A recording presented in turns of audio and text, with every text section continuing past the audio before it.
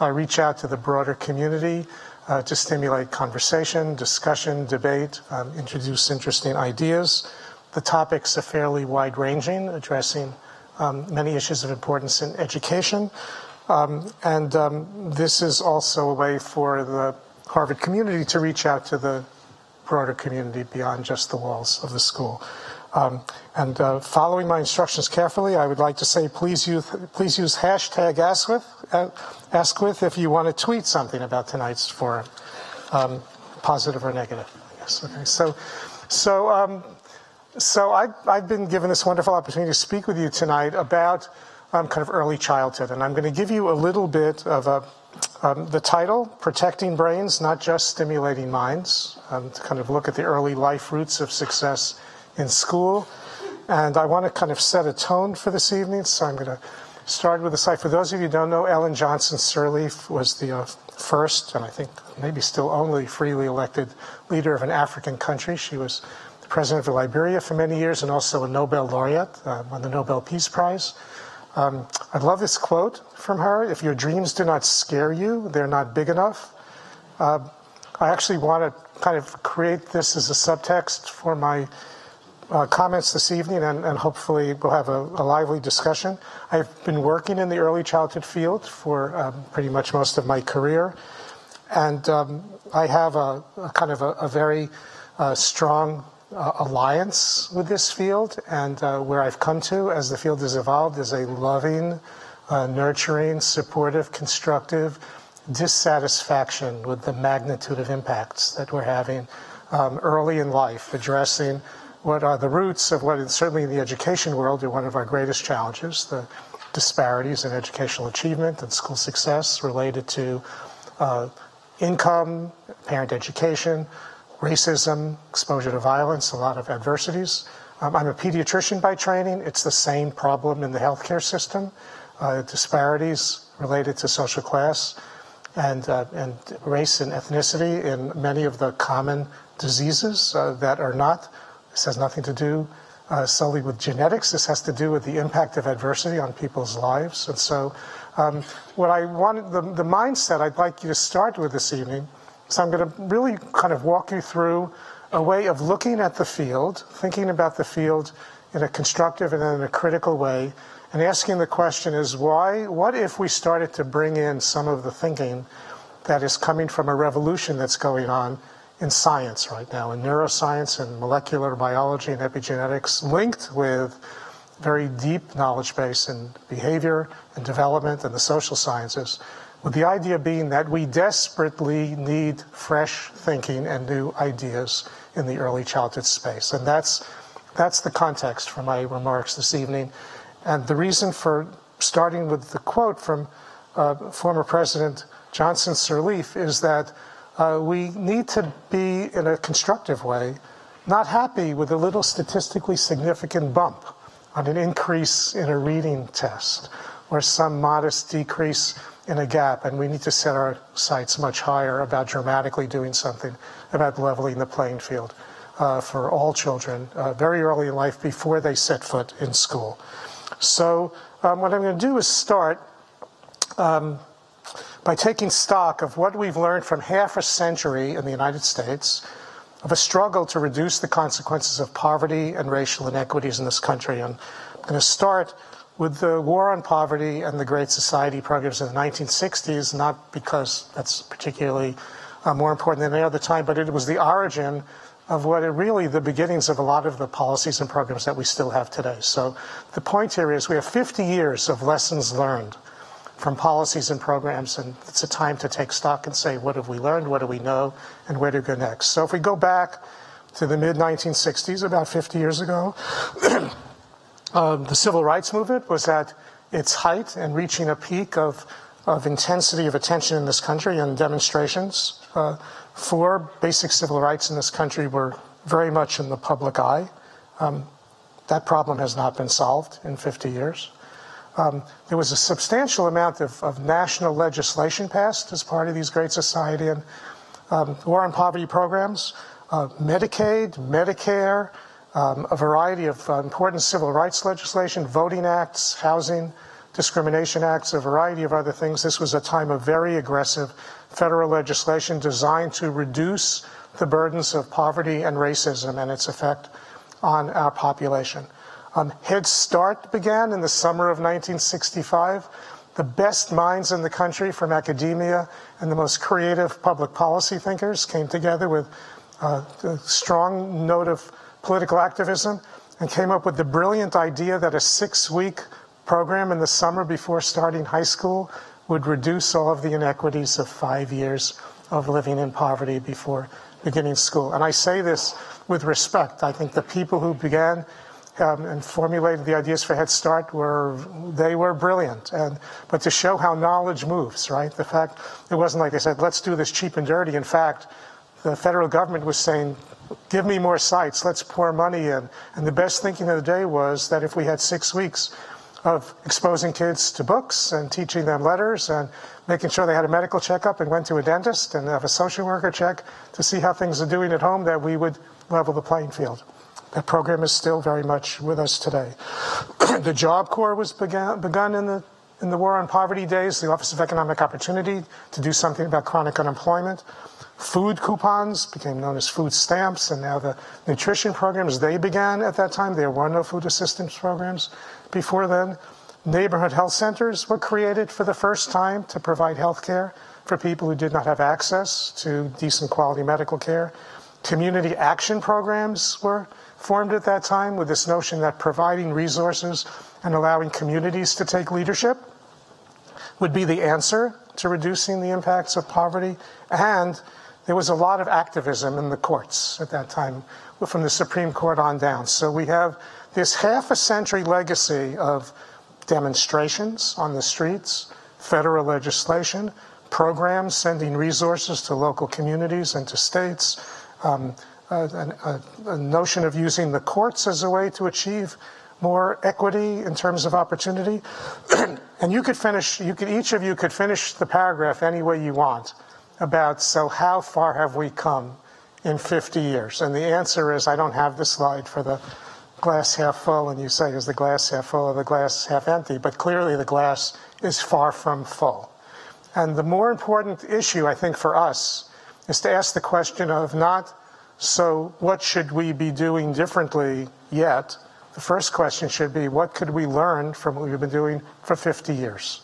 And then we could kind of build on what's successful, what do we know, what have we learned from what doesn't work, and then where do we go next? And part of the problem is that we don't know a lot about what have we learned from things that don't work, because the environment has not made it safe to learn from things that don't work. So every one of you in the audience who ever applied for a grant for a program and were lucky enough to actually at the end of the year be asked to submit another grant for your program, you know how to write a proposal that shows that you're making a difference. Okay, that's kind of the way it works. And for those of you who would think, gee, it would be great if I could try something and not have to show that it works, but maybe find out what's working and what's not, learn from failure, learn from disappointment, learn fast. That, by the way, is what drives Silicon Valley. That's what drives biomedical research in Kendall Square.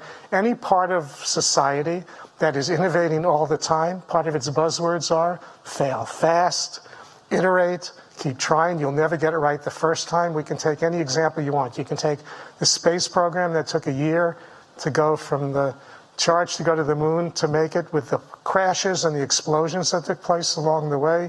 You can think about Apple as a company. It's, I don't know, they keep shifting about which one has the highest capitalization, but the first things out of the box were not, there were many big failures in the Apple history. All of these big breakthroughs, and Thomas Edison has this wonderful quote of saying, I've never failed at anything, but I have found 10,000 things that don't work. So in the education field, in human services and anti-poverty programs and community action, I look for it all the time. There is no compendium of things I've learned from what didn't work. It's always, this is what we do, this is what makes a difference, and that's one of the biggest stumbling blocks. So I won't beat this point into the ground anymore, but what I want to do now is walk you through in a few slides what have we learned and what do we know about now specifically, I'm just going to zero in on the early childhood years, and what do we know about how we can level the playing field and increase the likelihood of better outcomes for children growing up facing conditions of adversity.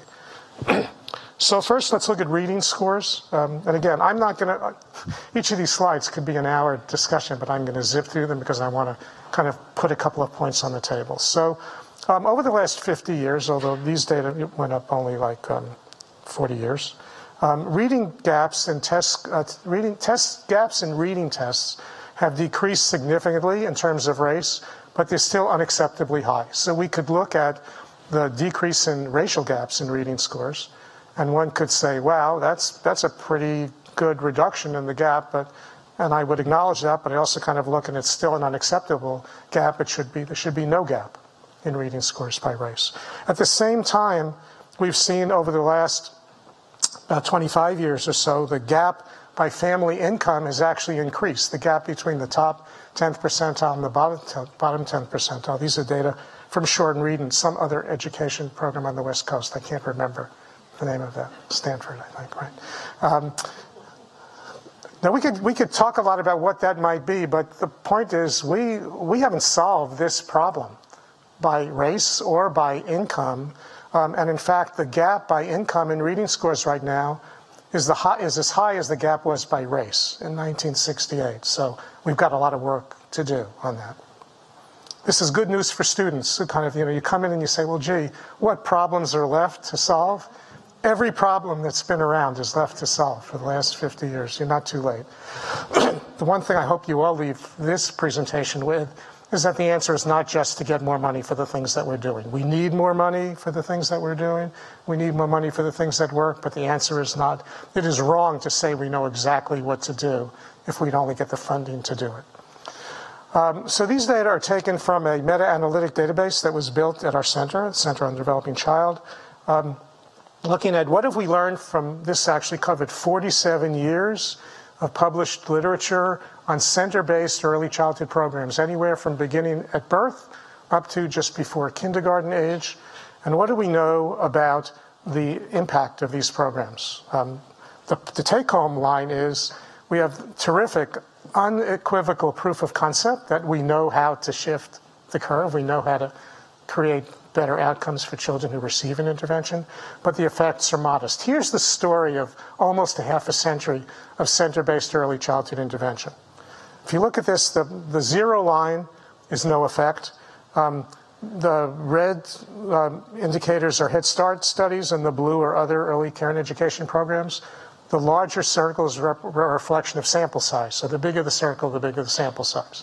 Okay, we start with the two iconic programs, Perry Preschool in the 1960s and the Abecedarian Project in the 1970s, two elegantly designed demonstration projects, randomized control trials, each serving about 50 kids got the intervention, 50 kids were in the control group, both very low income and both primarily African American populations. Perry Preschool, we have 40-year follow-up. First of all, the outcomes just after the program was ended was well over a standard deviation difference on the kind of standard developmental tests. Abecedarian, also close to a standard deviation difference. Perry Preschool, we have 40-year follow-up on Perry Preschool. We have 21-year follow-up on a lot of the educational outcomes and later for some health outcomes. These are the ones that everybody refers to. Every time you hear somebody say we get $9 back for every dollar we invest, that's Perry Preschool data. We've proved that we can make a difference. And then over the remaining 40-some-odd years, this is kind of what it looks like. The effect sizes average about 0.3 overall. So we say, well, what's that all about? Well, for one thing, when you have an elegantly designed demonstration project with high-paid teachers and a really well-delivered intervention, and Perry Preschool, by the way, was with 3- and 4-year-olds, it was a very high-quality preschool program that also, people don't talk about this very much, also the teachers, these very well-trained and well-paid teachers, made home visits every week or every other week and spent at least an hour a week with the mothers going over the things they did with the kids. Maybe it was a home visiting program for mothers that happened to be attached to a preschool program. I don't know, but we talk about it as a preschool program, which it was. We never mention the fact that most of our programs now don't have any intensive work with the parents. but we quote Perry data to show why other things are making a difference. It's remarkable that when you get to the larger numbers, they're still showing this. The effects are small, but they're still statistically significant. And the slightly downward slope is probably a product of the fact that when you serve more kids, it's harder to maintain quality, especially when you have less well-trained teachers and you don't pay them as much. And also there's the counterfactual issue, which is that in the early days, if you're in the treatment group, you got nothing. And now if you're in the treatment group, you find another program. So these effects are probably understated. Bottom line here is we don't have to ask and answer the question anymore about whether we can make a difference. We've shown over and over and over again we can make a difference, but as we try to scale this, the difference is relatively small, and that's not good enough. Nothing to be ashamed of unless we say we have the answer. If we say we know we can make a difference, but we need to make that difference bigger, then we've got a rich and lively and healthy field that is determined to dream big. Dream big, even if it scares you, because you're not quite sure yet what we're going to do. So what's been driving all these programs? There's a wide variety of home-based and center-based programs, but many of the ones that have been studied have been center-based, except for some of the home visiting programs that are really more parent support. We have a conceptual framework that's about 50 years old, and it's still pretty sound, but it has some limitations. And here's what it looks like. We believe, and we have lots of evidence to indicate, that some combination of providing stimulating, enriched learning experiences for young children, often in centers, providing education and support for their parents, assuring access to primary health care, good nutrition, and health-promoting environments will lead to readiness to succeed in school.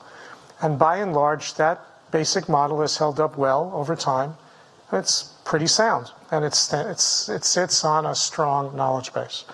But there's one problem, that there's a part of the population that is facing significant adversity, and the assumption here is, I put this out as a reasonable hypothesis, that for this part of the population that's experiencing significant adversity, it's not enough to overcome that adversity by just providing some rich learning experiences and some information for the parents. That amount of adversity kind of has an overwhelming effect that results in children whose early learning and in many cases whose later health is impaired as a result of the impact of significant adversity and stress. That's the hypothesis.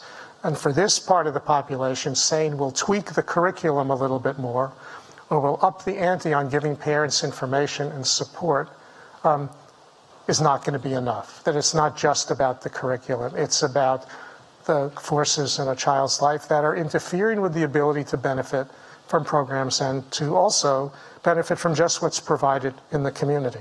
It's not just about programs. So I'm going to kind of switch. I'm a pediatrician by training. I don't use medical analogies too much, but I couldn't resist this one to show you what 50 years of progress in treating the most common form of cancer in children, which is acute lymphoblastic leukemia. It is by far the most common form of cancer in children.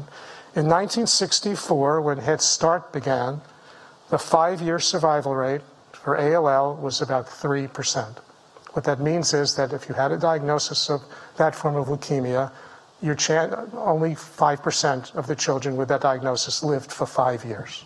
Okay? 10 years later, the 5-year survival rate was 60%. Today, the 5-year survival rate is way over 90%. I'm going to come back to this issue at the end of my talk and raise some questions about what we can learn from this. Okay, I'm not equating leukemia to poverty or violence or racism, although some people could use the metaphor of cancer for the impacts of racism or the impacts of poverty. Let's leave it at this point to say that one reason why so much progress was made was because people were very motivated to dig deeper and deeper into understanding the underlying causes and the pathogenesis and the mechanisms of this disease, to have ideas about what kind of treatments would be most effective. It wasn't just taking the first thing you think of and continuing to do that. There was also a relentless pursuit of increasingly better outcomes. And every time, so in our field, if we went from 3% to 60% survival, we'd declare victory, okay, and move on. That wasn't good enough. People said, no, it's got to, right now it's 95%. That's not good enough. It has to be 100%. And not only 100%, but then it's like, what about the quality of life during the treatment? The treatment has to be made less toxic. There's a relentless pursuit of getting better and better. This is the Ellen Sirleaf Johnson message. Have big dreams that it's not enough to just get a statistically significant difference on a trial of an intervention, but to aim for the highest possible outcomes. But there's an even more exciting punchline to this story, and I'm saving it to the end. So those of you who leave early, it's too bad, you'll never know. But the real thing is about leukemia. So Albert Einstein, the number of quotes that I've loved about from Einstein over the years, and some of them I found out he never said, but I think this one he did say.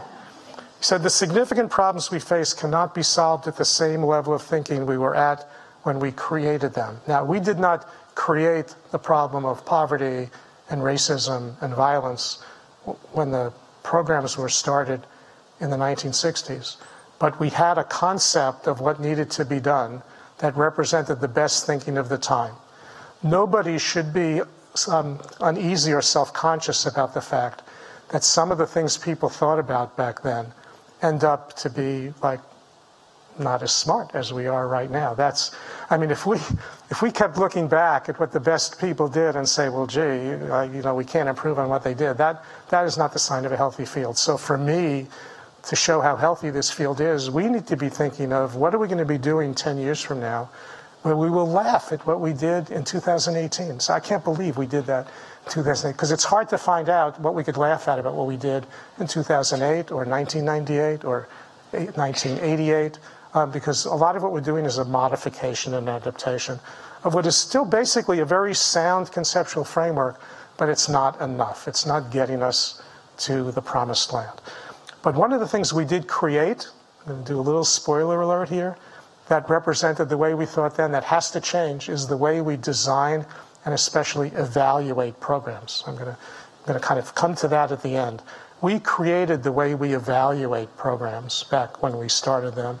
And the way we were thinking then is really becoming increasingly obsolete relative to what 21st century science is telling us. And that's what I want to spend most of the time talking about now, is how science that's rapidly moving, particularly the biological sciences, should be making us think differently about how we design and evaluate the programs that we have. So, this is not going to be a crash course in neuroscience, molecular biology, and epigenetics.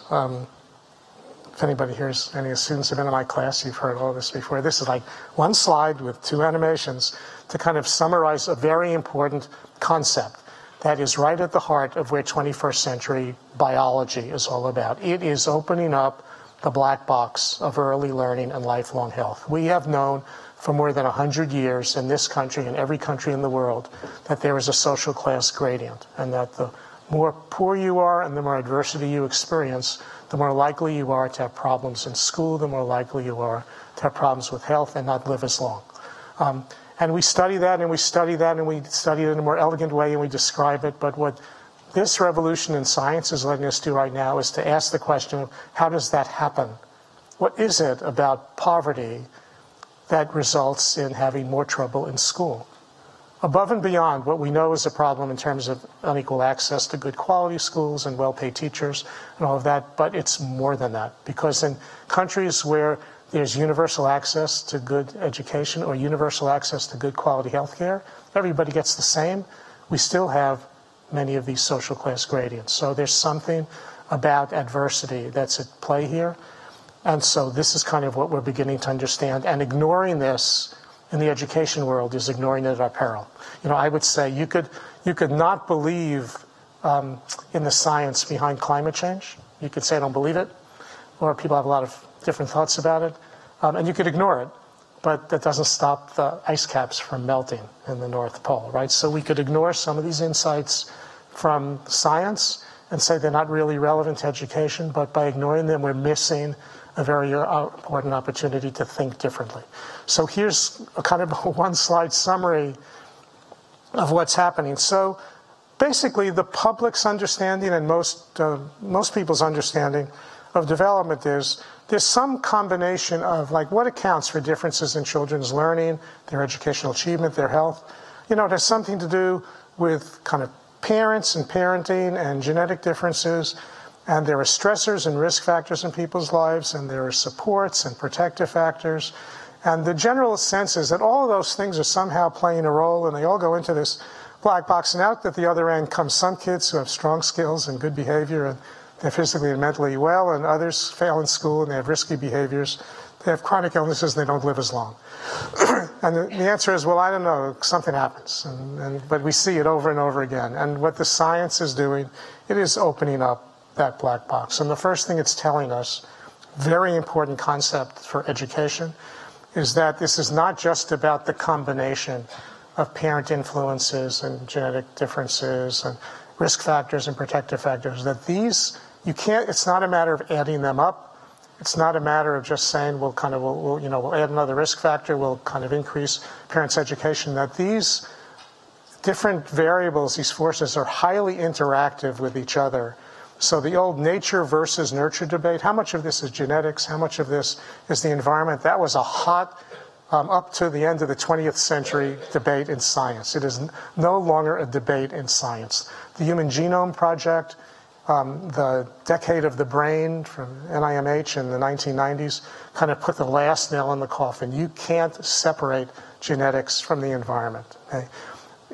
Every individual is born with a unique genetic makeup, with a unique range of potential, but that genetic makeup doesn't really have a significant effect on your outcomes. Let's just stick with education for this talk. Without the impact of your life experience and the environment in which you live and the relationships that you have, literally affecting whether those genes work or not and how they work, whether they're turned on or off. So we are understanding now at the molecular level. Scientists can tell you that the addition of a particular chemical to a part of the gene or the structure around the gene will determine whether that gene makes a protein or not, which will affect how you deal with stress and how you can regulate your behavior. And so the people who kind of want to kind of invoke a notion of kind of genetic determinism are kind of they're dinosaurs from a scientific point of view. There's no such thing for any of the things we're talking about as predominantly genetically determined. Everything is shaped by the environment in which you live. If this was just an audience of the most crusty, hard-nosed, unforgiving, uncompromising neuroscientists and geneticists, they'd all be sitting here and say, well, that's true. We all agree with that. People will disagree about the mechanisms. They'll disagree about all the stuff that we don't know, but no one disagrees anymore that you cannot separate genetics from experience, and experience drives gene expression. Okay. So I'm going to go through this on the next slide very quickly, and just because for the sake of time, trust me, I'm just giving you some scientific principles that are backed by a lot of data, but I'm not going through the data because I want to go through a different kind of data set with you.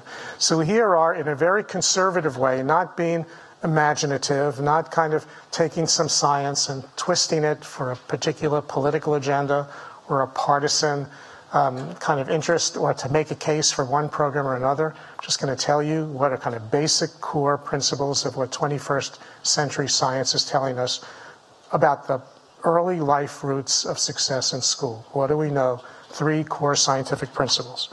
The first is that responsive relation, by the way, well, let me just say this and I'll make my editorial comment. Responsive relationships and positive experiences build sturdy brain architecture and promote healthy development, starting in early infancy. Actually, this begins before birth. The beauty of this is when science is most powerful is when what science says kind of converges with common sense and what your grandmother could have told you. You put those 3 things together and you're in business, right? You're absolutely in business. So principle number 1, resting on very hard science, is in the early years, it is about the availability of responsive relationships that are interactive, that promote a sense of safety and stability, that promote healthy brain development, which is essential for early skill development. And this is not about how much it starts in the family, but it's not just the family. A lot of other, childcare providers, preschool teachers, neighbors, friends. It's also not about how much people love their children. Very, very, very, very few people wouldn't give their lives for their children. But when you are dealing with excessive levels of stress every day in your life, and you don't know whether you'll have food on the table the next day, or whether you are dealing with serious mental illness like depression, or whether you're dealing with a substance abuse problem or violence in the home, that makes it very difficult to be consistently responsive on a day-to-day basis. And it has, I'll take whoever in this audience, I won't ask you to raise your hand because you don't know who you are, but the most competent person in this room who's ever been a parent of a young child knows that there's no such thing as days when you don't come home from work where you just cannot give any time to your child. You just kind of had it. It's been a bad day. But if every day was like that, this is not about love. This is about ability to kind of be engaged. Second is toxic stress, which is different from I had a bad day. Toxic stress is the unremitting, constant activation of the stress system because of high levels of adversity that are not reduced, most typically for children in conditions of serious neglect or chronic abuse. Toxic stress, which is activation of the stress system, your blood pressure's up. I'm talking about babies now and young children. Your blood pressure's up, your heart rate is up, your stress hormones are elevated, your inflammatory system is activated, your blood sugar is going through the roof. That's what happens when you're stressed. That's what's going on in your body when you feel stress. It's a good thing to have a stress system. That's what keeps us alive. It's what allows us to deal with threat. But it's not a good thing to have that stress system activated most of the time. As one legislator in Kansas said years ago when we were picking out some of the most conservative states to go and educate policymakers about this science, one very conservative state legislator in Kansas said, that's like a 24/7 adrenaline high. That can't be good for you. It can't be good for your health. You bet. It's not good for your health. And it's not good for your brain development on some parts of the brain that are particularly sensitive to disruption, including things like your ability to focus your attention and regulate your behavior. It helps us understand how kids who've lived in tough circumstances, who can't regulate their behavior and focus their attention, are not kids with poor motivation. They're kids whose circuitry for those skills has been disrupted. Doesn't mean you can't make it better, but it means it would have been better to prevent that problem in the first place. So that kind of disruption affects the brain. It affects other biological systems, makes it more likely you're going to get heart disease, more likely you're going to get diabetes, more likely you're going to have hypertension, more likely you're going to have a substance abuse problem. And we begin to see why individuals who very early in life have more adversity statistically end up having more problems. It's biologically wearing, it's weathering, it's a wear and tear effect on the body. The third principle is that the foundations of resilience, what is it that allows children to overcome adversity? Lots of kids overcome adversity. They're resilient. Resilience is not something you're born with. I mean, you can be genetically different in terms of some kids. Go into a nursery in a hospital with babies who are 1 day old and look around and speak to the nurses. Some babies are pretty placid and they're kind of easy to care for. Some are hellions. They're screaming all the time. They're all healthy. They're all normal. Some kids are easy. Some kids are hard. Some kids are more sensitive. Some kids are less sensitive. All normally developing kids, we're wired differently, but resilience to overcome adversity is not something you're born with, that's immutable, and it's not something you will yourself to do. Okay? It's a very terrible thing when we always pick up the examples. See that kid over there? He came from a very tough situation and he has overcome it. Look at how he's kind of doing so well. Everybody else be like that kid. There is no such kid who did that on his own or her own.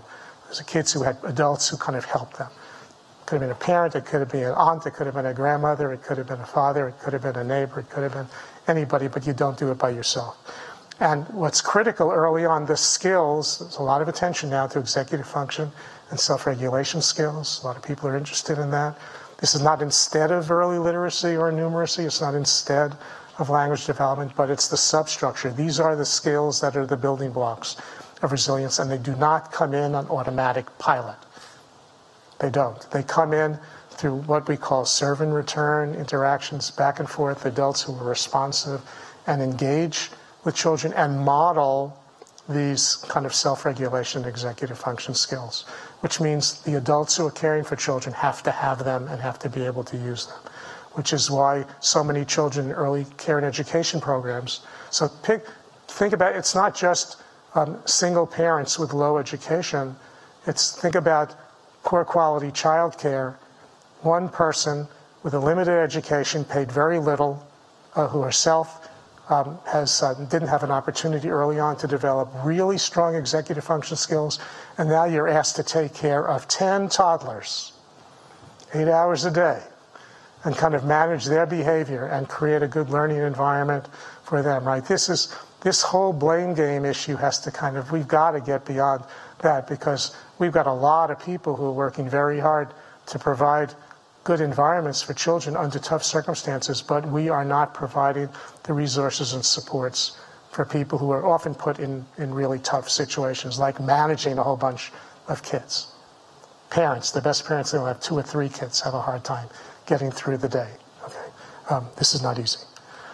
Okay, so what I want to do now is shift to, so what's coming out of the pipeline, the frontiers of neuroscience and molecular biology and epigenetics and this kind of revolution in science.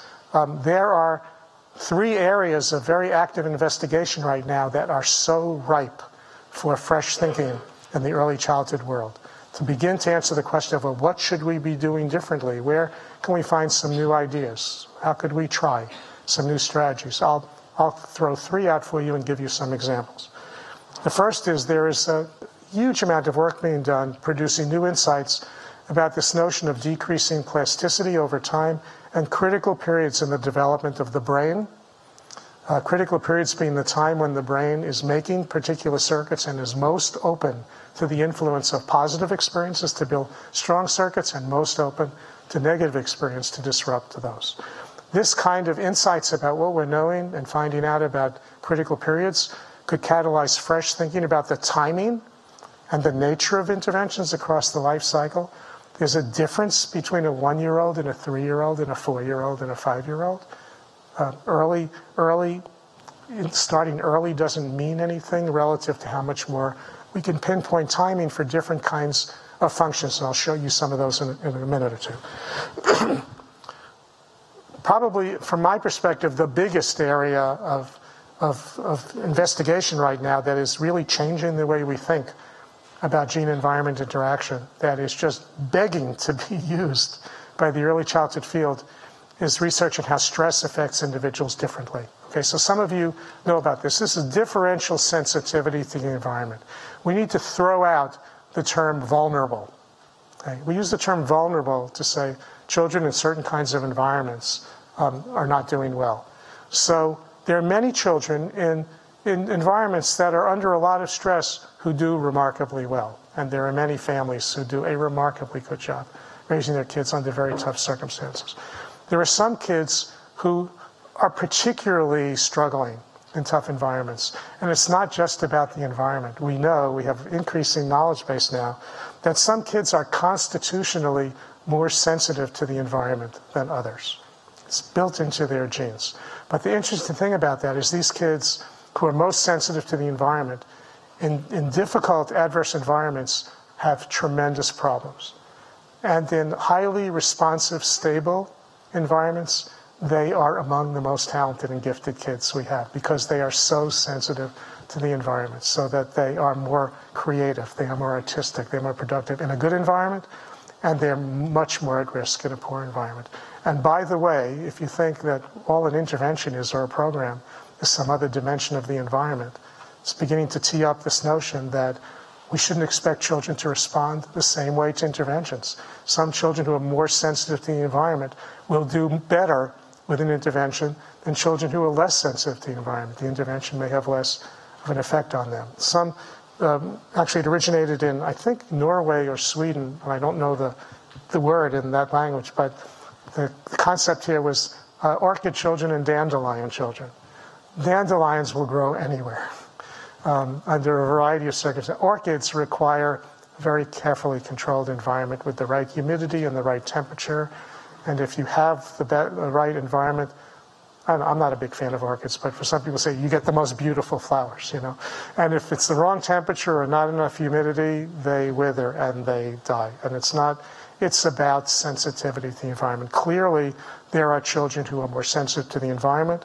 What it means is our interventions have to be a portfolio of strategies that are matched to different needs of children. This is the biological underpinnings of the interest in personalized learning right now. Okay? Children have different needs, and it's independent of just it's built into their constitution, and it's how they respond to the environment. A very important area of research. And the third, an area where we're actually doing a lot of work in our Center on Developing Child, is the emerging availability of new measures, biological and behavioral measures of stress and resilience in young children that I'm going to tell you more about in a few minutes. Measures that are acceptable to parents and that are modifiable by interventions will just kind of open up a whole new range of opportunities to actually find out early on the short term whether what we're doing is reducing stress effects and whether it's building resilience. We currently have no capacity to do that. And when new measurement becomes available, it's a game changer. Okay. So let me just give you some examples of these three areas that I mentioned and how they are waiting. They're just standing here waiting for the early childhood arena to use them to think about what we might do differently. So we know very well that there are sensitive periods in development in different parts of the brain. The critical periods are not the same for different parts of the brain. Generally speaking, sensory pathways evolve first, and kind of the fundamentals of language primarily related to speech, to speech sounds, differentiation of reception and reproduction, and then the beginning of higher cognitive function, which extends out over a much longer period of time.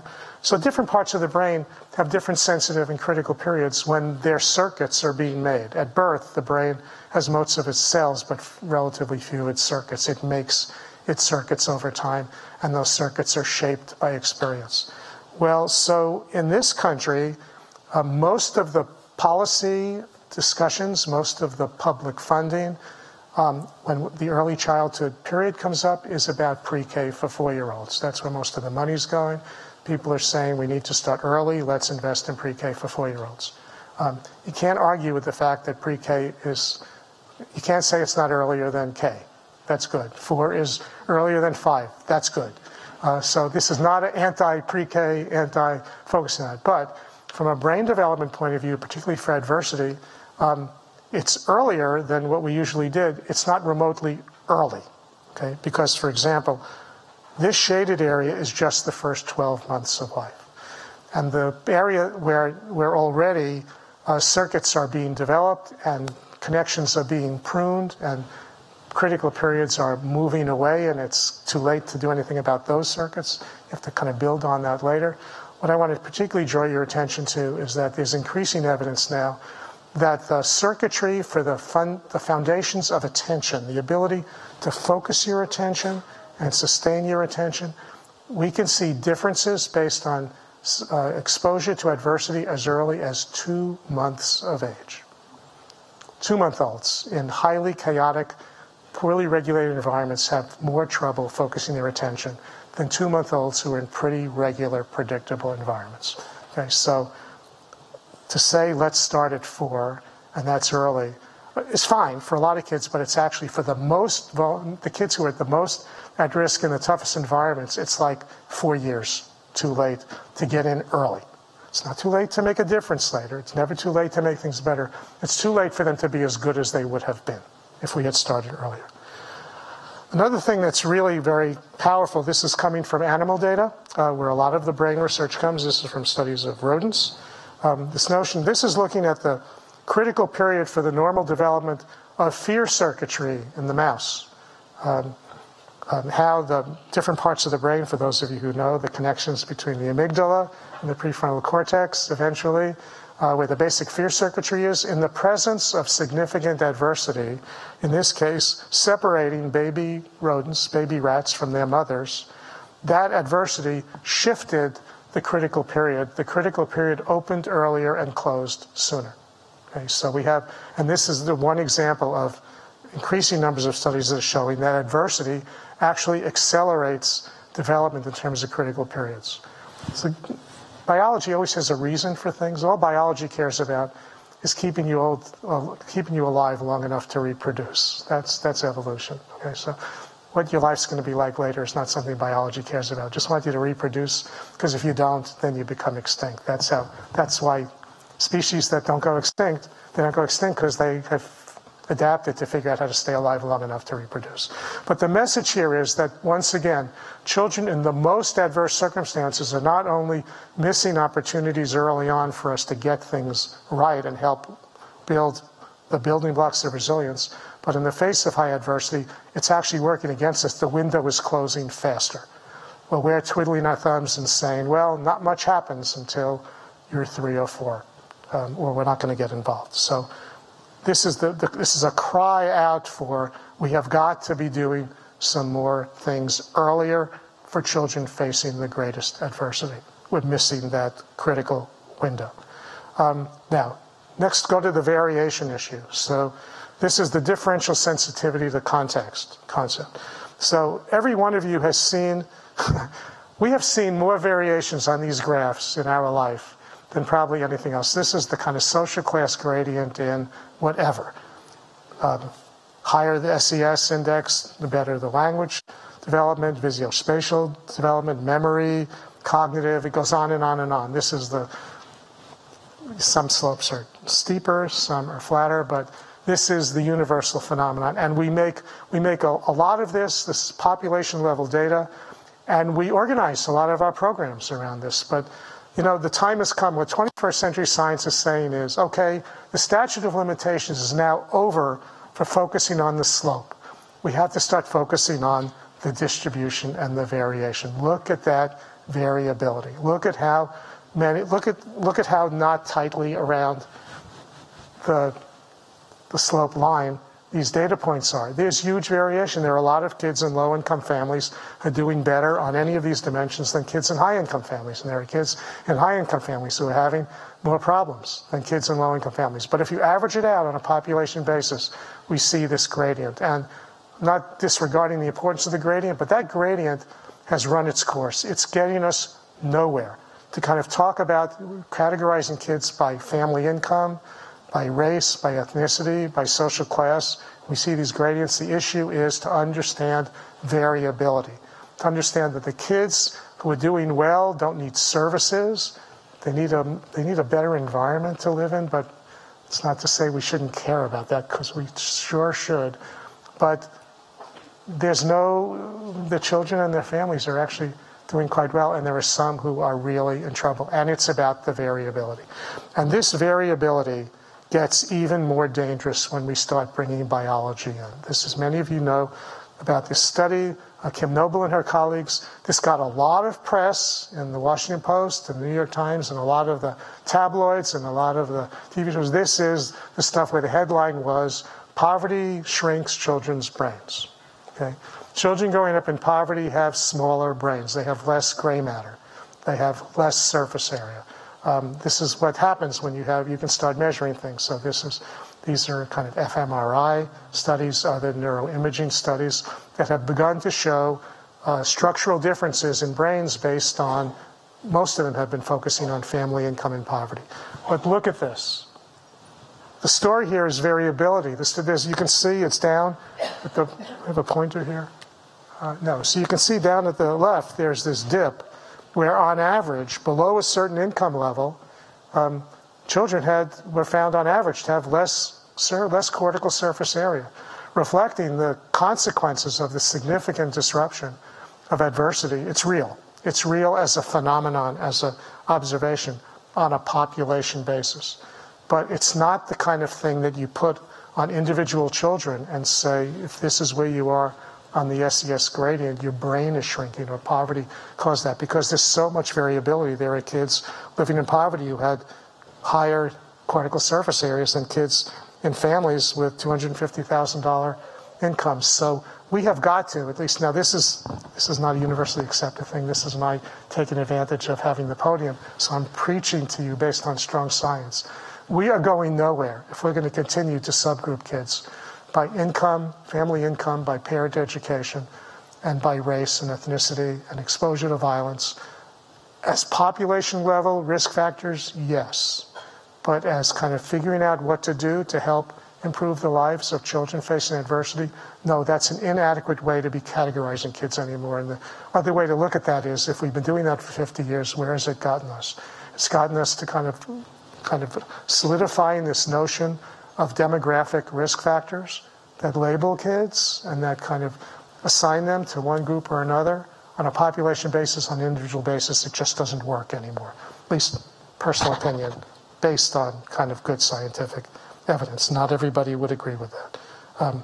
But when you introduce biology, then you get, which is where a lot of this stuff is coming with brain imaging now, we get very close to a very dangerous, ugly history of how biology has been used to stigmatize marginalized groups, particularly communities of color, where people have used biology. There's a long history of the exploitation and oppression and stigmatization of marginalized groups with biology. It's hard to find any time where biology did any good for people. It was always done in a nasty way. So that's something that we watch out for very, very carefully, but there's important insights that could actually help us move the needle in terms of being much more effective in the way we individualize providing what children need. So this gets to the issue of new measures of stress and resilience, which are being developed right now, and our center is kind of taking the lead on that. I want to give you an example of what, so there's capacity. These are all things that can be done in a pediatrician's office. The child with it's a little webbing that you can put on a child's head. The parents get a big kick out of it. The kids don't mind. And you can, in 2 minutes in an office setting, you can get a full-scale EEG recording, electrical activity in the brain. The one on the right is on a tablet. This is an attention task with a camera that records eye tracking movements, and in 2 or 3 minutes you can measure differences in attention, the ability to focus and track as early as 2 months of age. And the middle picture is designed to say there are things you can measure in the urine that we're testing right now that have never been tested in young children, that have been tested a lot in adults, that will tell you what the level of oxidative stress is on a total body level with a simple thing you can measure in a few drops of urine. Oxidative stress, I mean, having the public hear about things like antioxidants, think, oh, you take these special multivitamins and antioxidants, or blueberries are a good source of antioxidants. It's because oxidation and oxidative stress is one of the biological consequences of excessive stress activation, and it's associated with greater risk for a variety of diseases. So it's good to know if you're showing evidence of oxidative stress. Never been measured before routinely in young children. We're trying to find out whether that would be helpful. So let me kind of share with you some very preliminary data, but before I do that, tell you who's developing these measures. We have a network funded by the JPB Foundation that is made up of a dream team of scientists, some here at Harvard and 5 other universities that are collaborating.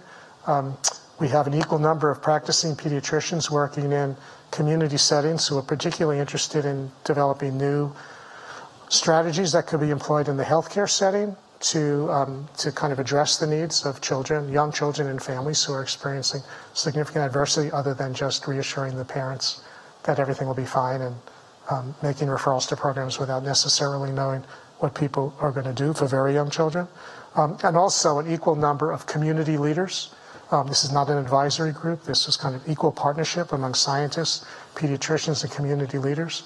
The community leaders are 5 of the 6 community leaders are from communities of color, and they were picked for the following reason. They were picked because they are deeply concerned about the lack of progress, particularly in figuring out what to do about the high rates of stress-related diseases in poor communities, particularly hypertension, diabetes, heart disease, which are much higher rates in poor communities and communities of color. As one of the community leaders said to us, I'm sick of seeing my friends have heart attacks in their 40s, and I want you to figure out how to prevent this for my child having this happen to him. And they were picked because of their interest in that and because of their deep distrust of bringing biology into this. So this is the opposite of a kind of rubber stamp group. This is the group that kind of will make sure that not only will the science be strong, the pediatricians will make sure this is something that could feasibly be done as part of routine care. The community leaders, some of whom are parents themselves right now, will make sure that this is empowering for families and not something that will be stigmatizing or undermining. We started out, we had some focus groups when we began. One of the community leaders is a woman who had a deep, long history with Child Protective Services. She had 2 of her children taken away. They've been reunited. She's kind of turned her life around. She leads a big advocacy program for families in the child welfare system in Washington State. She put a focus group together of parents to kind of, as part of our initial exploration about how would parents feel about us measuring kind of evidence of stress effects in their kids. 100% of the parents who are actively involved with child welfare said, "Over my dead body, will I let you get any of that information? For my child, it'll be used against me. People will use it to take my child away." So we take the science and the implementation challenges very seriously here. The choice is either to not do it, and better to not do it than to do it in a way that's harmful. But the opportunity and the need to figure out how to do this right in a way that is empowering for parents to work with pediatricians when their children are very young to address stress effects is the alternative. What we have now is we have no way to measure them. And so we generalize by income or by education. And we have no way to measure on the short term whether what we're doing is reducing these stress effects. So the stakes are high. It has to be done right. This is an example of how nothing's easy, but that can't stop us from figuring how can we be better. And I will tell you, this is something I'm heavily invested in this, but I would prefer not to have any of these measures than to have them be measures that are harmful. So this is an important part of the measurement development process. So I'll give you an example of what the possibilities are. These are early pilot data, actually just based on 100 kids. 50 here in Boston, Chuck Nelson's lab, working with a practice at Children's Hospital, and 50 out in LA in a community setting. So more stresses in the family's life as reported by the mothers on a stress event scale were associated with lower EEG power at 2 months of age. Mothers who reported more stress in the 3rd trimester of their pregnancy and in the first 2 months of the child's life had children whose EEG power was lower than mothers who reported less stress. Now again, there's scatter, you see individual differences, but indication that we can see as early as 2 months of age that the stress in the family is being experienced by the child biologically. The measure of isoprostanes in the urine, which is a measure of oxidative stress. Babies who had higher levels of isoprostane in the urine at 2 months of age had a slower growth in the power of their EEG from 2 months to 6 months of age, again indicating an effect of this total body stress kind of on EEG power. We've also seen preliminary data, as I mentioned before, of differences in the ability to pay attention. Now, this is the most important thing you need to take from this. These are not irrevocable. This is not irrevocable biological damage. This is like a lead test. This is like a hematocrit to see if you have anemia. This is kind of having ways of screening for things that if you detect them early, you can do something about it and prevent the consequences later. There's nothing about these measures that suggests kind of permanent, kind of biological determinism. Now, we could not know about that. We could not know which kids are showing stress effects and which aren't. And then we're left with either saying, well, these kids are young and they don't really know what's going on, and we'll wait until they can talk. Or you can say, well, we'll just categorize by income or parent education, assume that the kids in low-income families are all having stress effects and the kids in higher income families are not.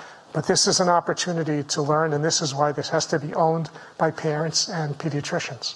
It's not something that professionals do to families and the families have to live with it. But it's a way also to be able to measure, to have some power and control on the parents of my child. I'm dealing with a lot of stress. This is experience to my child. We're going to work together to figure out how we can intervene. And this is basically where the parent's role becomes very important. So to putting all this together, and I just want to kind of close and then we'll open this up for discussion, is that the biology of adversity, which says that excessive stress activation can result in both biological and behavioral changes, not just elevations of things you can measure in the urine or saliva, but effects on attention. We have an executive function self-regulation scale that we're working on that starts at 2 years of age and actually goes down in some new things we're trying down to as low as 1 year of age. Because these parts, these self-regulation, executive function skills, are in the part of the brain that is exquisitely sensitive to elevated stress hormones. So this is, you would expect that, it's parallel. This basic biology suggests how do we take it all, put it together, and what do we say to the practice community? And what do we say to the policy community other than we got a lot of interesting biological things going on? So we've been working hard, and we've been working with policymakers and practitioners to think about what kind of simple design principles could be extracted from this science that would help at a policy level and a practice level to strengthen the impacts of what we're doing right now. Above and beyond looking at the curriculum, kind of looking at the credentials of the teacher, looking at kind of whether we're providing the right learning experiences. And there were 3, so we've tested these. They're grounded in strong scientific thinking. We tested them with policymakers and practitioners to see if they were relevant and useful and shape them so that they would be very relevant. So there are 3 design principles that translate this science to what should we do. And the first is, and you should be surprised by none of these because they're coming from what I've been talking about. So the first is to basically have every program ask of itself, and every policymaker ask of a policy or a delivery system that is being funded, is how is this program building responsive relationships between the young children and the adults who care for them. So for a child care program, or an early care and education program where the parents drop the child off at the beginning of the day and pick the child up at the end of the day, there are 2 ways to look at this. One is, how are we building responsive relationships between the staff and the child? How are the staff engaged in responsive relationships? This is where adult-child ratios, become important. How many kids can you, in a day, engage with this responsibly? But also for children who are particularly struggling with some of their executive function self-regulation skills, since the home environment still remains accountable for a major part of the variance in outcomes. If for those children who are really struggling, having a program that just has the parents drop the kid off in the morning and pick the kid up at the end of the day is not attending to the issue of how is it strengthening responsive relationships. And for anybody who says, yeah, but you can't expect a center-based program to do that, my response would be, well, the program you keep citing all the time as the one that has the biggest payback is the program that once a week went in and worked with the parents on those relationships. That's the preschool program. So we can say, well, we can't afford to do that, and it's too difficult, but then maybe that's why we're not getting as good outcomes as we used to get, and not getting good outcomes is not good. So the second issue is strengthening core life skills, and particularly for this audience. So this is, I will be the last one to in any way undermine the importance of early language facilitation, early literacy experiences, reading to children, the importance of the language environment, numeracy, all those things. This is not instead of. But certainly for children who are experiencing significant adversity, if their underlying core skills of self-regulation, executive function are disrupted, it will compromise their ability to benefit from literacy experiences. Giving parents books and urging them to read to their child when life on a daily basis is completely chaotic because of the absence of resources and depression or mental illness, or a substance abuse problem or violence in the family, to kind of say, well, we took care of that. We gave out books and we urged people to read to their kids and talk to their kids. No, that's not good enough, because those skills don't come in automatically. They require that kind of scaffolding. And again, the staff in programs need to have those skills, and they need to be able to scaffold those skills in the children. There's a lot of very good work going on right here at the Ed School in that area. And then the third, which is the one that we tend to bemoan when we sit in the education world, we bemoan it and we blame the outside world, is reducing external sources of stress, right? So we usually say, well, what can an education program do about the stresses in a community? And or at best, we say, well, this is beyond our control. But the science says it's not good enough anymore. I mean, it's not that you can expect a school to by itself know what to do for community violence, but you can't expect better outcomes for kids unless we do something about that, and that's kind of on a community basis. So if you put all of these together, they have a fair amount of face validity, but the real question is not whether we understand this or not, but how do we do it? So for 50 years in this field, Head Start was predicated on active parent engagement when it began. So parent involvement, parent engagement, parent interactions with the kids was a new idea in 1965. It actually wasn't even new then. And for 50 years, we've been having conferences about how do we improve parent engagement in programs. Well, it's not good enough to just identify it. We've got to figure out new strategies about how to do it. Because all of these things together, and they're very interactive, it's not that they're separated one from the other. When they work, or when we're making progress in each of those areas, what we end up doing is promoting healthier development for the children and better educational achievement. Those are the active ingredients, the design principles that come out of good scientific thinking. At the same time, it's not just about the children. It's about helping adults who are struggling to engage in responsive caregiving, to read their children's cues, to be able to provide that reciprocal serve and return interaction. And also, the absence of economic stability is a huge stressor. And it's like the schools are not going to do something about this on their own, but these core skills that you need to create a well-regulated home environment for good child rearing, they're also the same core skills you need to get a job, to be able to become economically self-sufficient. So there's a lot of talk about two-generation programs right now. That was a new idea 50 years ago. It's not a new idea today. It's still around. But mostly we talk about interagency agreements and how to get programs co-located. What the science is saying is actually one science here. The science of what's necessary to create a well-regulated home environment. Those skills are the same skills you need to get a job. The same skills you need to be a contributing member of a community. These are these core skills of executive function and self-regulation. So I'm coming back to the leukemia contrast. So these two trajectories, and again, I'm not equating leukemia with poverty, but I want to say for you the last point I want to make, which is really the radical change that has to happen about how we evaluate programs. So what would you think if I told you that for the last 25 years, these dramatic increases in survival for leukemia came at a time when there wasn't one single new treatment for leukemia developed? Not one. So what's that all about? What it's all about is people started to realize that there were subtypes of leukemia, and different treatments were effective for different kinds of leukemia, different combinations of chemotherapy and radiation or whatever they were doing. So what happened was they took the same interventions they've had for 25 years and started to stratify risk and match different types based on the genetics of the tumor and some of the differences in the kids, and went from 60, 70% to 95%. So if the answer for leukemia is, you say, what's the best treatment for leukemia? And the answer is, well, I don't know. I got to find out first which kind of leukemia do you have.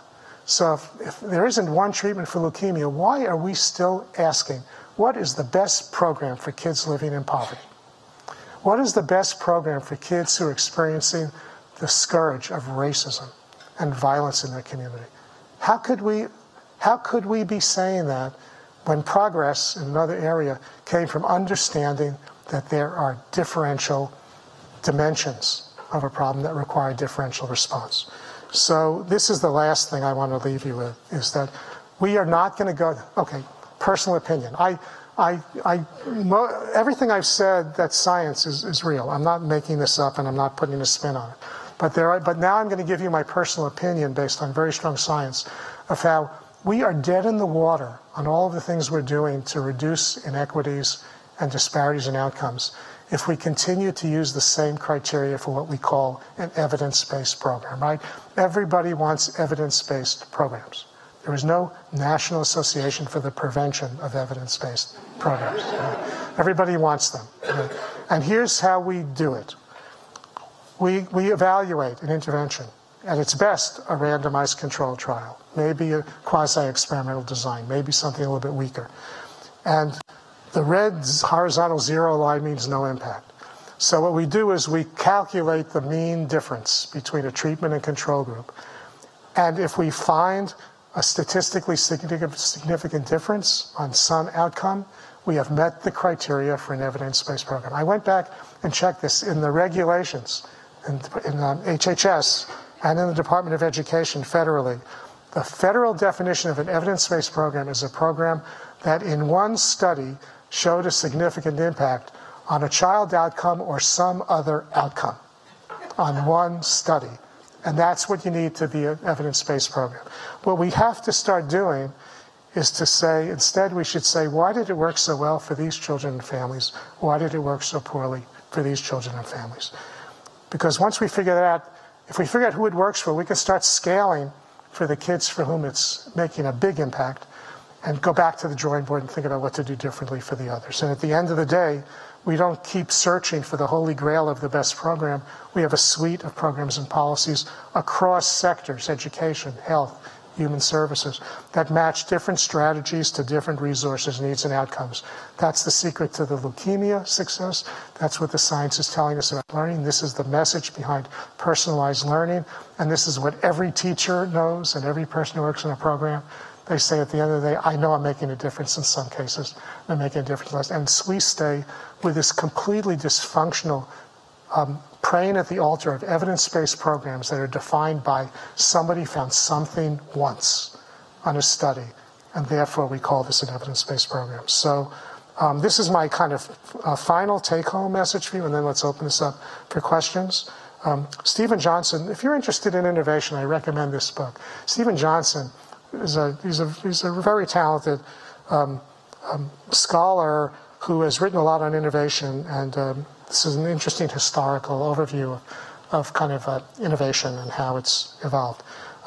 He said, encouragement does not necessarily lead to creativity. Collisions do. The collisions that happen when different fields of expertise converge in some shared physical or intellectual space. That's where the true sparks fly. Okay? If we just hunker down, this is the silo issue. Talk about a cliche. Talk about something that everybody complains about and nobody does anything about. If you just hunker down and have educators try to figure out how to improve programs, have people in the healthcare system try to figure out how to reduce disparities, and have neuroscientists and molecular biologists sit in the laboratories and figure out all of the things that we know about how the outside gets into your body, then we have much less of a chance to kind of breakthrough thinkings. And if we create spaces where people do more than just have a conference, give presentations to each other, say that was interesting and walk off, where people actually work together and bringing these kind of very different perspectives. And the more distant the perspectives are, if people are interested in the problem, the more likely it is that something's going to happen. So we hear a lot of people talk about, well, people outside the education system don't really understand the education system. They can't really bring anything in. And then one business person comes in to run a system and everybody says, I told you so, and we'll never let anybody else in again. The same thing goes in healthcare. So the answer to this is there is a rich and rapidly growing science out there that is transforming medicine. It's transforming the way we treat disease. The same science should be transforming the way we prevent disease, the way we promote health, the way we promote early learning. That's my kind of call to action. That's going back to what Ellen Johnson Sirleaf had to say. We have got to dream big. We can't just think about how do we tweak programs. We can't afford another 10, 20, 30, 40, 50 years of kind of little incremental improvements. This is the website for our center. If you're interested in this, we have a lot of material there of translating complicated science for non-scientists. I think we should just open this up for conversation. I'm sorry I ran over a little bit longer on the presentation, but we still have time for questions and comments, so I welcome you to come to the mic and let's talk. So thank you.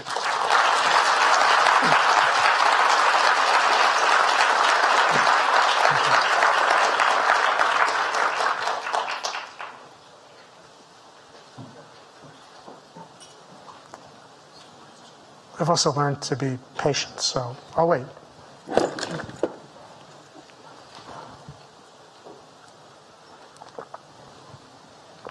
Actually, if you could identify yourself, that would be great. So why don't we start? Either one. Yeah. If you want to line up, if others want to talk, please do.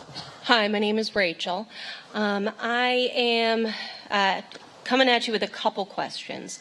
One is, as a young child, you brought up the temporal lobe there.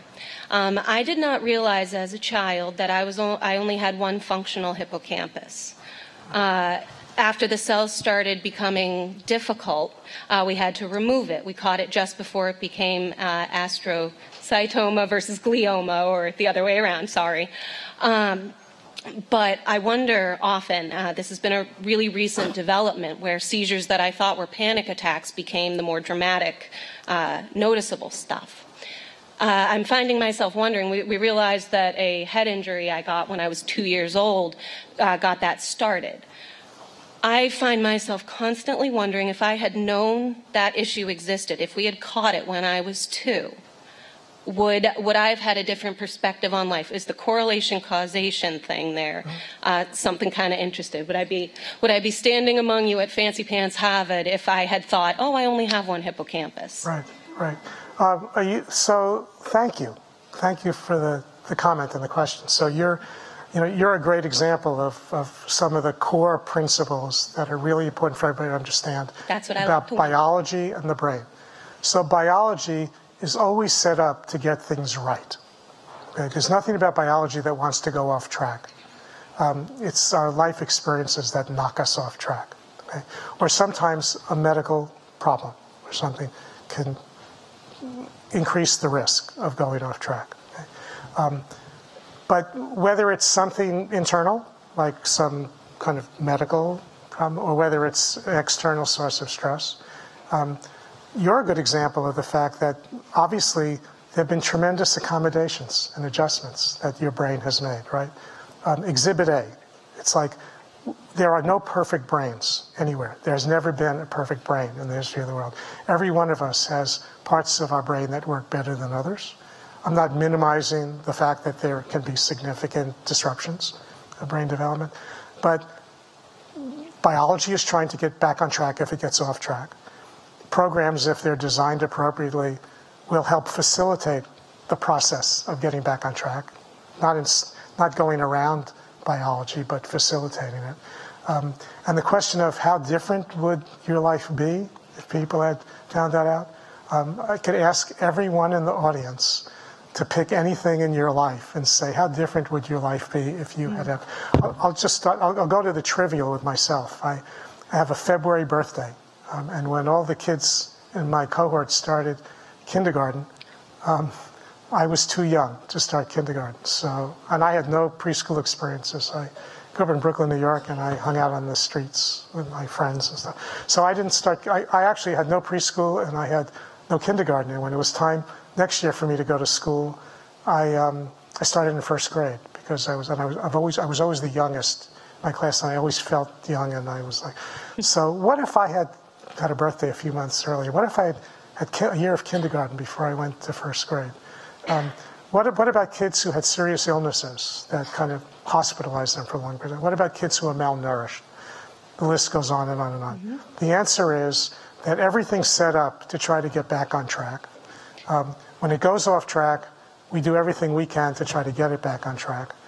And I can't answer the question of how your life would have been different, but you're a wonderful example of how adaptive the brain is. And thank you for telling us. Yes. The other, you touched on the other subject that I had in mind. In reading some of your work, you talk about some of the very common things that children go through: sleeping, eating, playing. I'm joining you guys as a play advocate, a play worker, who works very specifically and under a biased perspective that is kind of the black box, letting children work this stuff out on their own while we're not watching. And so I'd like to hear a little bit about if any study has been done more on the neurons and what's going on an EEG when a child is playing. Yeah, good. So let me give a brief answer to that so we can get to other people. I would say that yes, be wary of anything where somebody says there was a study that showed. There's a study that showed almost anything that you would want to show. So the knowledge base is what's the accumulated knowledge that we have from lots of study over long periods of time. The other thing about neuroimaging, so there was a study that showed that some part of the brain lit up when kids were playing. So, well, sure. Anything that kids are doing like that, something's lighting up in the brain. We didn't have the capacity to see it before. Now we can see it. It doesn't tell us anything necessarily different because now we know which part of the brain it is, because that's not going to necessarily determine what you're going to do. So think of all the neuroimaging as to the brain as urine analysis is to the kidney, right? It just tells you, yeah, this stuff is going on in the brain. So I think for purposes of programming, kind of play-based interventions, I think we have much more to be gained and learn from what we observe and learn about play than to kind of find some play center in the brain and think that we know something more important. It's not minimizing the brain stuff, it's just telling us where in the brain it's happening. So thanks. Word. Thank you. Okay, thank you. Hi, Pamela Humphrey. I have been involved in the Ed School on the Dean's Leadership Council for a number of years. And I have a question for you. To what extent, when we talk about the impact on children and the engagement of families, relationships, and what have you, is the change in societal norms being looked at and the impact that it has had? So there was a time when most kids came home to a parent at home, a mother usually, and two-career households weren't as common as they are today, and all of those things. And now we have more single-family households than we used to. And you talk about stressors and dual careers, that's stressors. And but those are sacred cows to not sort of mess with. And but to what extent, I often believe that if you don't identify the problem, it doesn't make it bad. Right. But if you don't identify the problem and the outcomes, then it's really tough to dig down in finding solutions. Right. So to what extent is that part of that conversation when you study brain development and what have you? And the other thing is the impact of screen time on children's brain development, which is a huge, big deal, and it's not going to go away, and it's going to get worse because it's changing children's brain circuitry and not in good ways. So. Right. So the simple, these are very important questions. The simple way to answer it is to say that, again, the essential part of biology and all the stuff that's going on early in life, the brain is reading the environment and preparing to adapt to whatever environment it is. I mean, humans are the most adaptable species. We live in all kinds of contexts. Cultural differences are all about a different context in which the brain is learning the rules and learning what's necessary. There's no question that we could make a long list of things that are making it much harder to raise young children in this environment compared to 20 years ago. On the other hand, there have been hundreds of years ago in deep poverty in the Middle Ages. I can't imagine it was easier than it is to kind of juggle a job as a single parent. The thing is that all we know is, and anybody who's observed this, I mean, clearly it's easier for two people to share the responsibility than one. And clearly, we live in an environment that we can minimally control, right? So if it's changing, in the 20th century, when we had nature versus nurture, that was code for, well, if it's genetic, we can't do anything about it, but if it's the environment, we can fix it. Ironically, pretty soon it may be, well, if it's genetic, we can manipulate the genes, but it's the environment, there's nothing we can do about it. So I think the issue is it's a reality. I mean, the world is changing, but the world has always been changing. And since we're still here as a species, the answer is we've somehow managed to adapt. Have we paid a price for that? Yeah. Do we have, as people live longer, they have more stress-related diseases, right? So it's, I think the answer, the dilemma here is that if society is changing, if the context is changing, if the world is changing so rapidly, humans will adapt. There'll be a price that we'll pay, but we can't kind of wish that the world were different. The other thing about the early childhood programs is the gold standard for evaluating success used to be high school graduation. Right, that was the thing. And high school graduation got you a full-time job that could support a family 25 years ago. High school graduation doesn't get you that anymore. So actually, not only is life getting harder, arguably, but the goalposts have been moved about how much education you need. So I think that's a matter of just dealing with the reality. We can't change the world. But biology is doing everything it can to adapt. Screen time, the simplest answer is, I'm not an expert on that, so I think I shouldn't give an opinion. And it's one of the good things to end here. But if someone wants to talk afterwards, fine. But I think it's very dangerous for anybody to give a talk like this and never say, I don't know, in response to a question. So you can trust that what I say to the other things is I at least have some basis for answering. It's very controversial. I think I don't really know It's something. So the one thing we can say that we should worry about is interacting with a screen when you're very young. Okay, we know that the brain needs responsive interactions, but when they start creating social robots that kind of respond to you, I don't know. It's like, I don't know. But we need to find out, because there's concern about a lot of things that people do with screens. So we'll go here and then there. Hello, I'm Cindy. First of all, I'd like to thank you for a very stimulating presentation. I feel my brain has already been stimulated for some development. So that's why I'm asking a question.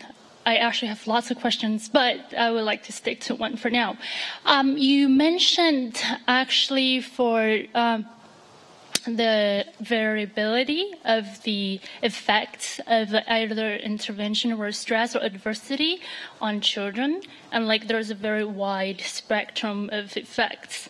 So I wonder, has your center or other centers or any other group of scholars have focused on looking specifically on the top, like of the minority, let's say the minority of the group of children or maybe adults who actually successfully overcame the adversity and they made it to the top, like just focusing on the very specific top minority.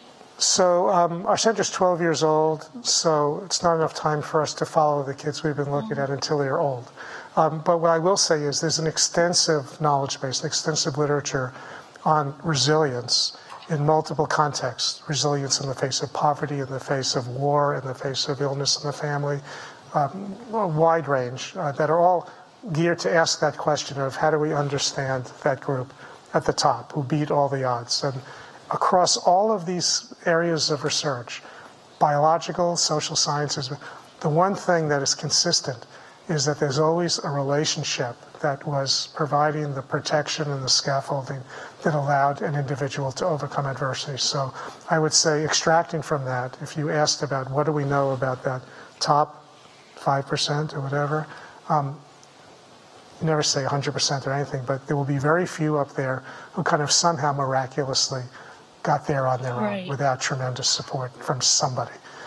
The other interesting things that are associated, usually having some sense of faith, religiosity seems to be associated with resilience, certain kind of temperamental qualities. Some kids are just more adaptable, but the relationship thing just totally overwhelms everything else as the most common thing you see.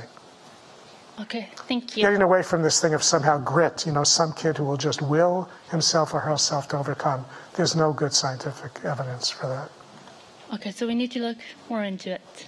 Okay, thank you. Yeah. We've got two questions for the two people at the moment.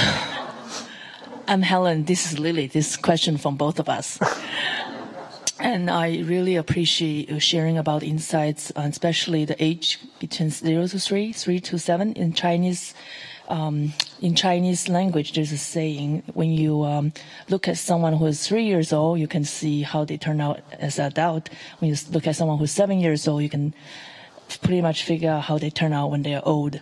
So I just wondering about the mindfulness learning for children's emotional control, for the child development, because a lot of times, even adults, or grandparents, they always like to have quick conversation, not a deep conversation. And I'm wondering, how can we model that as parents and as grandparents to kind of, modify that environment emotionally so child can see how adults engage in deep conversation and have that mindfulness in the environment, not being controlled by or possessed by materials or by a neat and very orderly environment, but more in control of everyone's own emotions and how they solve problems effectively. I was with my family in Europe and Asia, and we were there and lived there for a while and realized, there's totally, different, sometimes opposite experience in different parts of the world. And how do you integrate that together, once we come back and, the daycare here and also the homeschool environment? I just want to get all these, pieces together. Yeah, no, that's a great question. And it actually gives me a chance to go back to something I said earlier, that a lot of what we know about kind of basic concepts of brain development come from human and non-human studies, and a lot from studies of different animals. And these basic principles are kind of biology. And one of the core concepts that come out of that is how environment shapes gene expression and shapes brain circuits. So this is actually the kind of neuroscience answer to cultural context, right? If you ask neuroscientists about culture, they, kind of deer in the headlights. It's not, they don't study that. But what they do understand and tell us is that those basic concepts are actually the biology of what we mean by how there are no kind of universals independent of cultural context, that when we look at development, science has nothing to say about what's the best culture in which children grow up. And the way culture plays a role early on in development is how parents respond to and shape their children's behavior, what they consider to be the most important things that drive their child-rearing beliefs and their child-rearing practices. I mean, the one that's most studied in this country as a real outlier is this focus on kind of individualism as opposed to kind of being part of a community. And that's the problem. Yeah. Well, it's a problem when you're in a multicultural environment, so it's a problem when you move from one culture to another. But from the brain's point of view, the brain is trying to figure out the culture. The brain is trying to figure out what do you need to know, how do you need to behave, what's the way to kind of be engaged and successful in a cultural context. That's strong kind of biological sense. And the one thing that we do know about humans over the history of our species is that humans have adapted in a wide variety of cultural contexts, a wide variety of kind of physical environments. So we have a lot of adaptability, a lot of plasticity. But actually, even certainly some of this happens during pregnancy. The brain is reading the environment. If there's calorie deprivation and starvation during pregnancy, the brain is reading better than the metabolic systems will learn how to conserve calories because there's not going to be enough to eat. Then if you get born and you're in an environment of abundance, you're more likely to be obese because your metabolic system's been adapting to not enough to eat. So it's all about reading the environment and trying to be adaptive to that environment. And cultural differences get manifested in how parents raise their children and kind of what they value, what they reinforce. And it's the same principle, but it looks very different from culture to culture in terms of what the behaviors are. And I can't resist your point about the predictability, age 3 and age 7. So Jerry Kagan, who some of you may know, is a very distinguished psychologist here at Harvard who retired several years ago. When asked about the issue of predictability, how do you what's the best way to predict development at 18 years of age? And he said, study somebody carefully a day before his 18th birthday. I think predictability is very hard. The brain is averaging out. It's assuming that what it's dealing with is what it will always deal with. And if the environment changes or the demands change, then the brain has to readjust. And how sturdy the foundation is makes it harder or easier to readjust. So culture is a critical part of this. Culture is the environment. It is the context. Thank you. So do you recommend kids before 7 years old live in different countries for their own development? I'm sorry, I missed that. Do you recommend kids live in different countries early on in? I have no specific recommendation one way or the other. Okay. Thank you. Thank you. Maybe one last question, or people want to go. It's actually after the hour. Maybe we should stop. I'll be glad to answer your question. I shouldn't be keeping people afterwards. It's 5 after. So thank you very much. But